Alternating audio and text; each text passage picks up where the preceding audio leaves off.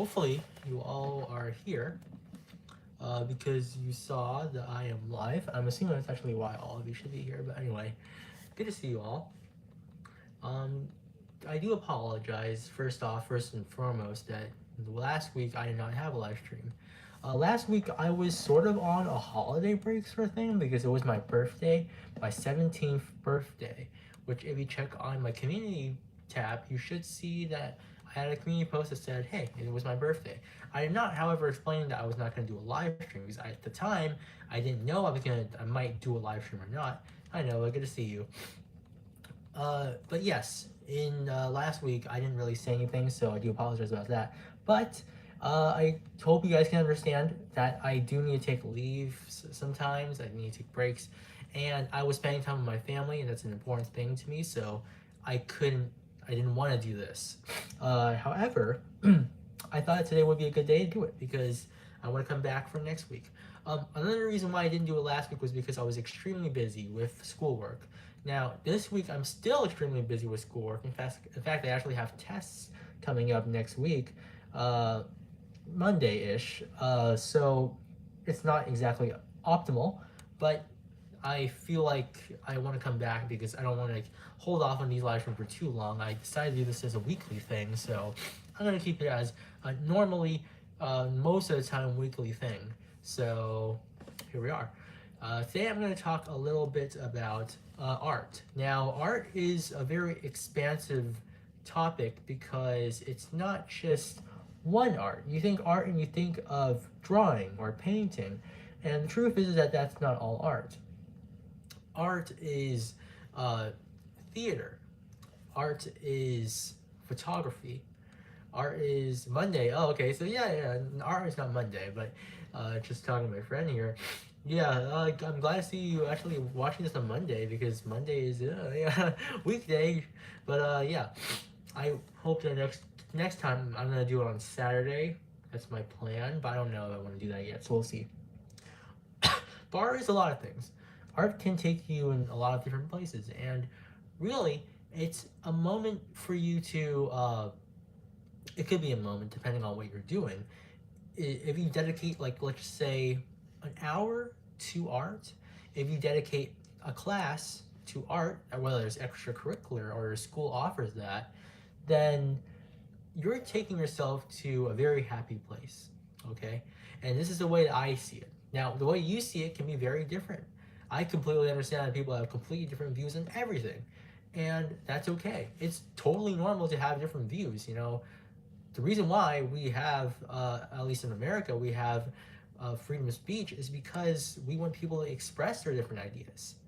And I'm not going to go into politics, but that's just an idea, right? That's an example of why we have different opinions. And it's good to have different opinions. It's good to say, your favorite color is not purple like mine. It's totally okay to have a red room, a blue room, whatever you want. It's totally good. And I respect that. And I think that that's a good idea too, because, I love this room. It's my favorite color, right? So when it comes to art, it should bring you to a happy place. If it doesn't, that's totally normal. But for me, the way I think of it is that when you dedicate just a little bit of time to art, whether it's drawing, whether it's going to a drama class, whether it's taking pictures, right, depending on what art you're into, or cinematography, whatever that is, maybe it should make you happy, right? The reason why you're attracted to art is because it's a hobby for you. It's something that you enjoy doing. Um, and when you do something that you enjoy, it makes your blood flow. It makes you happy. It makes you energetic. It energizes you. So you put all your all into that. You bring every single part of you that you can, all the energy you can muster into that. And that's what's so awesome, I think, about hobbies is that a hobby is something that you enjoy doing, right, on your free time.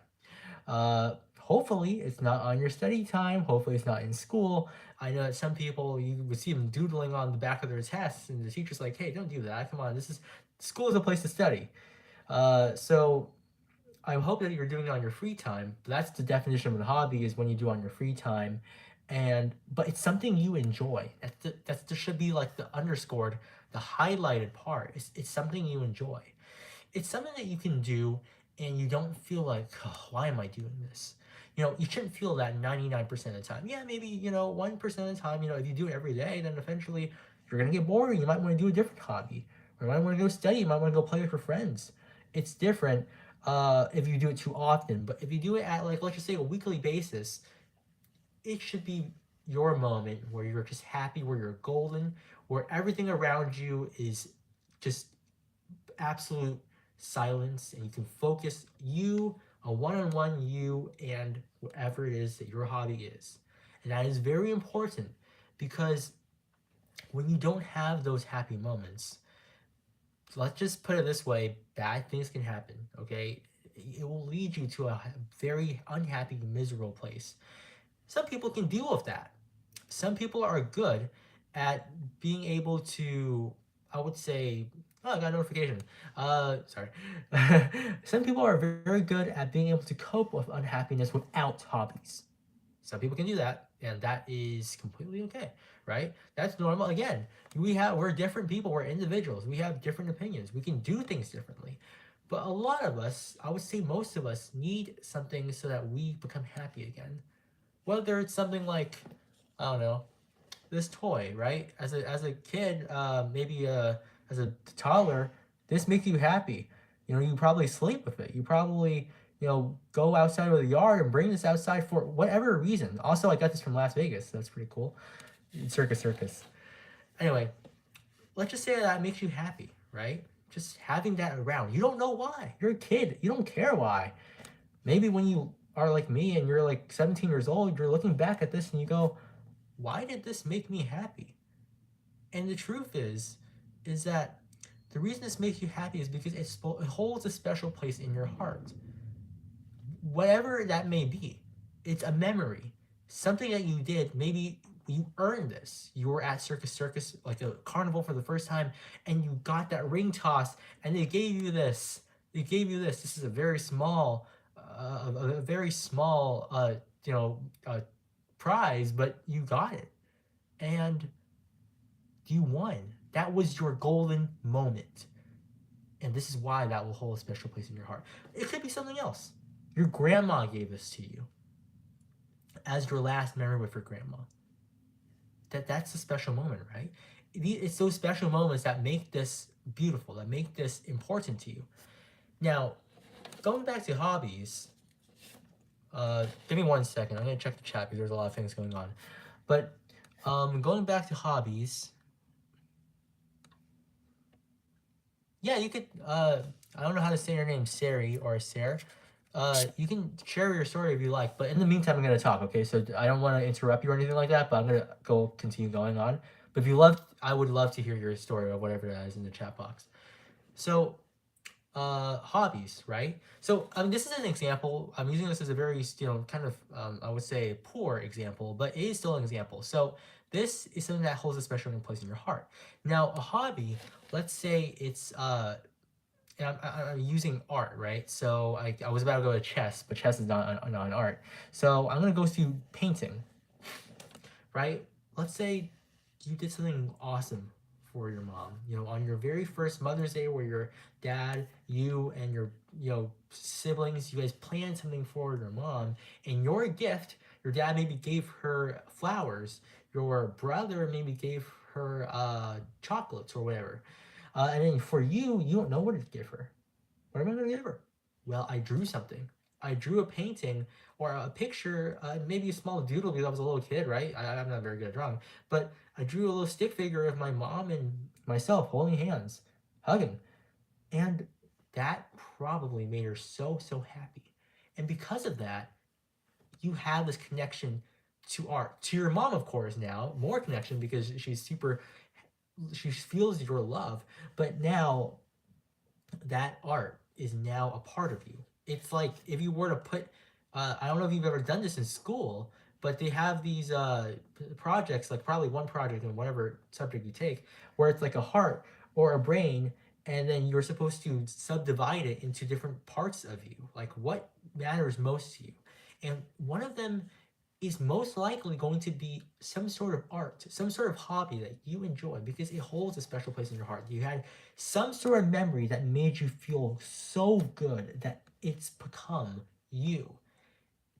When someone sees a painting that you painted and they don't know you painted it, but they know you, they're gonna assume it's you. They will know you, and assuming this is a person that you know, right? They're gonna know you well enough to see you in that painting. It's you on a canvas, or if it's cooking, then it's you on a plate, right? It's something, but they know it's you just because you have such a special connection that everyone can sense it. Everyone can sense it, and who can sense it? Who can sense it most of all? It's gotta be you. You're just so important to that thing, and that thing is so important to you. Now, getting to my point, how does this heal depression? When you do that, when you are drawing on a canvas, whatever it may be, let's say you're just doodling some random stuff on that canvas. You've had a bad day, okay? You've had a bad day. I don't know what that might be. You know, you've got a bad grade on your test. You just got into a breakup, whatever. I don't think you would have gotten into a breakup, but you just went through a breakup, or whatever it is, something sad that happened to you. You know, you lost your job, or your mom and dad yell at you, and now you're just sitting in your room all alone. You don't know what to do, so you start drawing. As you draw, guess what you think of? You are going to think of that very first time that you drew, that memory. It might not have to be the first time, but it's that memory that you remember about drawing that's making your arm move the pencil or the brush across the canvas. It's because you have that connection that you continue to move it. Even if you're not drawing something that makes any sense, if people are going to look at that, they're going to be like, what the heck is this? It's either so abstract or has no meaning. But to you, it does. And I think that's what is so awesome, or not awesome, but interesting about a lot of painters. You see in art galleries, in art museums, you go there. First off, art museums, a lot of people think it's boring. For me, I think it is actually pretty interesting. Because you look at these paintings, where it's Picasso, or it's Dali, or someone else, right? A Van Gogh. But see these canvases and you just see dots. You see points. You see these lines, these squiggly lines. You're like, what is this author trying to convey? And then let's say you look at the plaque. You see the name. You see, let's just say Pablo Picasso, and you see like this was at the time that Pablo Picasso, his mom passed away. And you're like, that doesn't look like that. What kind of representation is that? There's not even a symbol. You know, maybe if there was like a cross and Pablo Picasso was Christian, that would make sense, right? Because there's a symbol of the cross saying, well, my mom went to heaven. But there's nothing here. There's just dots. How does this make any sense? The truth is that those dots, they hold a place in his heart. They mean something to him. When he was drawing that and he was thinking of his mom, his mind went from thinking of his mom to thinking of a moment he had with art, with that connection of his painting. And perhaps there was a part of that memory that has to do with his mom. Maybe his mom and him used to draw together. I'm not saying this is historically accurate at all, but maybe he used to do that. So when he was drawing, he thought of those dots that he used to draw with his mom. And his mom was like, they had so many laughs together because it was so silly. It was meaningless, but it meant so much to him. So he started drawing those things. And then he just put it, and then he sold it. And now it's in an art museum. And now when you see that, it means nothing. But when he sees that, if he were to see that, it would mean the world to him. He might shed a tear because it reminds him of that memory. And that's what heals depression, guys. When you're thinking of something good, when you're reliving something that happened that's good, even if it's not happening in the moment, but you're reliving it, that makes you happy. That makes you forget about your problems. Forget about all of your issues that are currently going on in your life. It takes you to that happy place where you can be by yourself in that moment. Nothing can stop you, okay? Nothing outside other than you and that canvas or whatever it is you're doing as an art. You can just think about that and you can be happy. You don't have to still be sad anymore. You can just be happy for that. And that's what I think people should do. I think that people should get into a hobby. People who are down or feel like they're going down in flames, everything is crashing down on them, and they can't hold this humongous weight on their back anymore. They just want to lift it off. But you sometimes, realistically, in the world, you can't just lift it. You can't just lift it off. Sorry, my braces are making me. It's hard to understand it, but you can't just lift it off. You can't just shove it off. What if it's bills? Okay. What if you're living in an apartment? You got your foot barely off the ground, and now you've got tons of bills, and now you're gonna get what do you call it? My evicted. What if you're living in an apartment and you're barely surviving, and you're gonna get evicted? You can't just push that off. You have to find a way to deal with it that doesn't entirely get rid of the problem. Well, escape it. Find a hobby, something that will make you happy, that just gets rid of the problem for a little bit.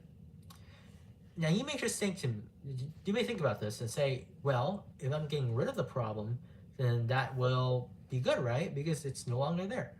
But if I'm just doing a hobby, drawing a little bit, I'm wasting time. There's an opportunity cost to this. I don't know if you guys are familiar with the term opportunity cost in economics, but opportunity cost means that you're doing something when you could be doing something else, but you're trying to do the best thing, the thing that would get rid of the most problems, right? But they cost the same amount of time. Let's say you buy a game versus you go walk at the park. When you're buying a game, you have to go to the store, right? So that distance is the same as if you were to walk in a park. But you have to choose which one you like more. Do you want to play the game or do you want to go walk? And you choose to go play the game. Okay. Now, going back to this. Would you rather be drawing or would you rather be coming up with money to get rid of that eviction notice? Well, the thing is that if you draw, you might not make money, okay? Maybe you're just doing it on your own. So you're just doing your own self-art gallery for yourself. It's private, so you're not going to make any money out of this.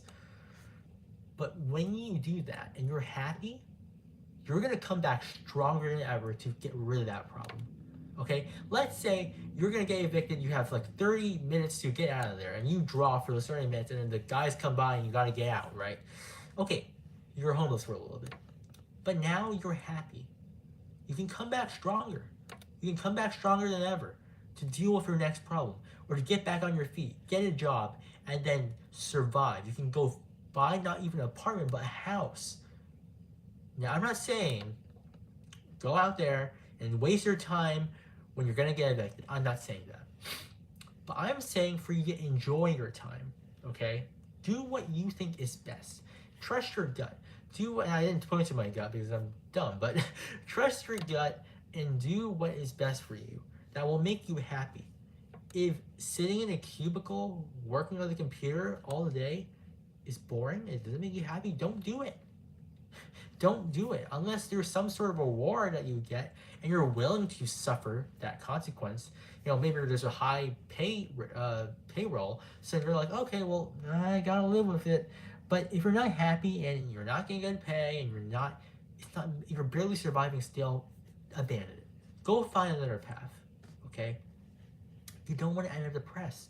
That's never good. That's never an option. Depression is not an option. Do not go there.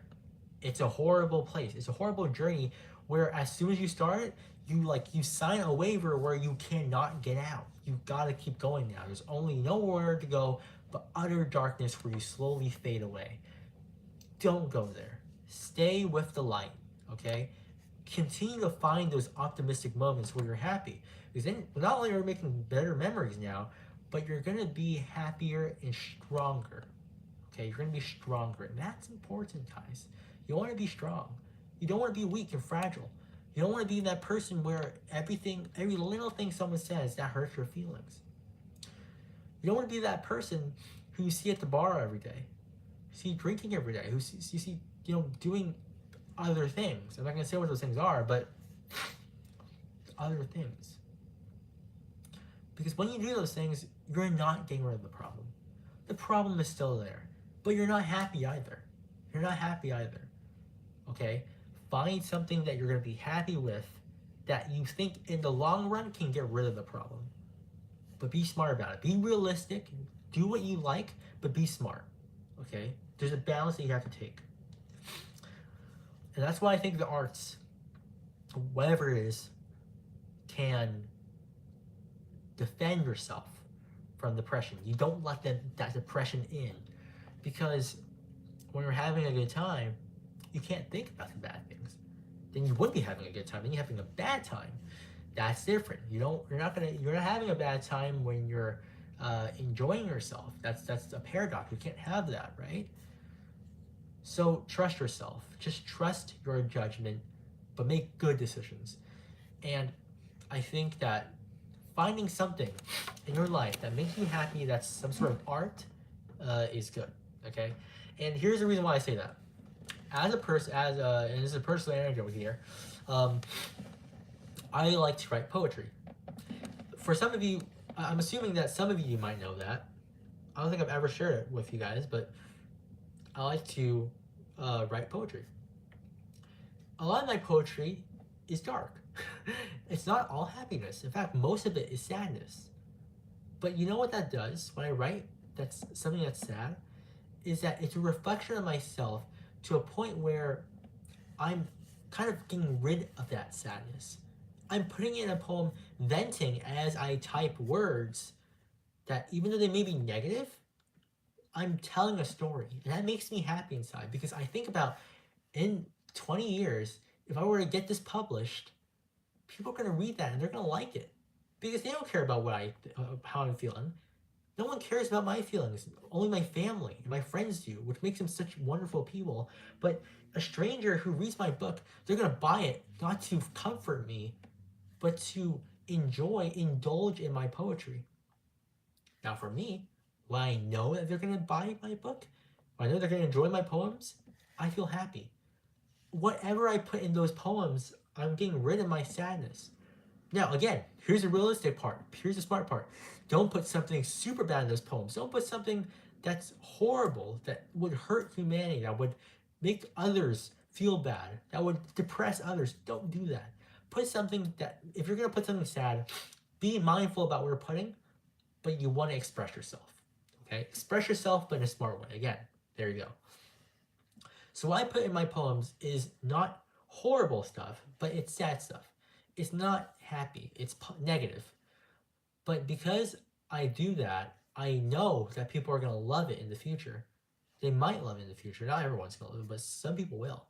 And just the thought of that makes me happy. And I come back to that memory every single time I write a poem, whether it's good or whether it's bad, whether it's happy, whether it's sad.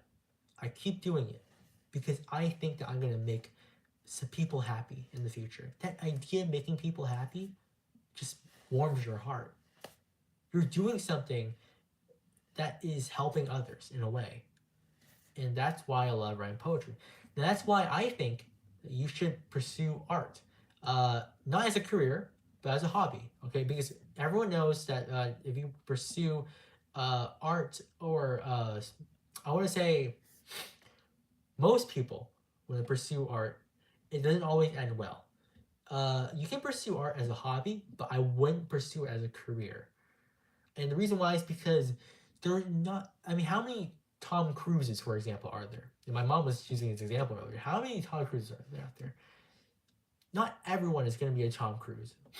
I have a friend, and I think she's watching this live stream, and she wants to be an actor. I'm not going to say what her name is, but she wants to be an actor. And I think, personally, that she can make it out there if she works hard. Okay, working hard and choosing a career that might not get you the best way, there's a different thing. There's a difference. If you work hard, you try your best, you give it your all, and you sign up for something that you think is a 1 in a million chance, like acting, like art, like drawing, like painting, I think you can do it. I honestly think you can do it if you give it your all. If you give it your all and you're smart about your decisions, you can do it. And that's why I think my friend can do it. I think she can do it because I think she will make smart decisions. I think that she will be she will give her all. I think it's her passion. I think she can do it. I'll give you another example. Leonardo da Vinci, he coined the term Renaissance man. The reason why he did was because, one, he was during the Renaissance. Two, He was good at so many things. It wasn't just art. He was a mathematician. He was an inventor, a scientist, a polymath, which I think is a mathematician. But he was so many things other than just art that he could survive off of drawing mostly because he was good at other things. He did other things to earn him extra income. He was a good person who made smart decisions, who worked every day, giving it his all. You see how people can be successful? People can be successful even if they choose a 1 in a million job. I like to call these 1 in a million jobs because they are difficult. Many song artists, they have to work as waiters or waitresses when they first start. They put out an album, they're songwriting at home, but in the meantime, how do they make money to keep themselves alive, to put food on the table? They can't by just songwriting. They got to do something, some extra gig. So guess what they do? They, flip burgers. They could be a waiter or waitress, cab driver, whatever. Something small. Because obviously they don't. If they're going to be a song artist, they don't plan on pursuing a job like a scientist, a doctor, a lawyer. Not something like that. It's going to be something small. But they start off like that, and then they end up super big, right? You hear about like these song artists, Maroon 5, Taylor Swift. They're super rich. But where were they when they first started? They were at the bottom. But you see how hard they had to work to get to the top? They had to find the right rhythms. They had to find the right people to work, like DJs, people to work with to produce those songs so that it sounded so amazing that so many people listened to it over and over and over again. If you work that hard, if you're willing to work that hard and suffer the consequences if it doesn't go right, willing to risk that 1 in a million chance that's basically gambling your life, do it. Okay? Do it if you think you can honestly make those smart decisions and work hard. You gotta have that work ethic, okay? You gotta have that, but you also gotta have those smart decision making. Realistic. Okay? Don't live in a fantasy world all the time. It's not good. It's not good to be like that. But if you can do all those things though, be my guest. Do it. Like honestly, that's why I said, like, again, I think my friend can do it if she puts in the effort and she just makes smart decisions. This could potentially bring her to the top, be like a star actor in a lot of movies. I think I'll see her in a lot of movies. That'll be awesome to know that one of my friends managed to do that. That's an accomplishment. I'll be so proud. And when I look at a lot of other people too, song artists, painters, movie actors, I look at their background when they first started and I just think those people are so awesome. They're just so awesome how they made it to the top. Obviously some of them less than others because you think that sometimes you don't like their songs, sometimes you don't like their paintings, you disagree and you're like, how the heck did they make it to the top? But that's an opinion. That's perception. Okay? It's what do you call it? Subjective. It's not something that everyone's going to see eye to eye with. But no one can disagree. No one can debate when you say Tom Cruise is successful. Maroon 5 is successful. No one can debate that because they are. Look at their income. Look at where they are right now. Look at how many movies, how many songs they produce, how many people show up to their concerts, how many people show up to their interviews or whatever they're doing. And you will see you cannot say that they're not successful. You can say that they might not be the best people in real life, but success, you got to give it to them. Got to give them that little applause, whatever it is, finger snap, whatever it may be. You got to give it to them. So, getting back to my point, just a small recap because we're almost finished here. Art is difficult, okay, as a career, but there's no debating that it can solve your depression problems, okay? I'm pretty sure a lot of people do it because of depression. I know, for example, the band Imagine Dragons, my favorite band, personally, when they wrote the Smoke and Mirrors era, a lot of it was dark. A lot of the songs were dark. They sounded awesome. They sounded like so awesome rhythmically, and got a lot of attention, billions of views. but the actual meaning behind the songs were sad. They were sad. They were about loss, about death, about uh like about failure.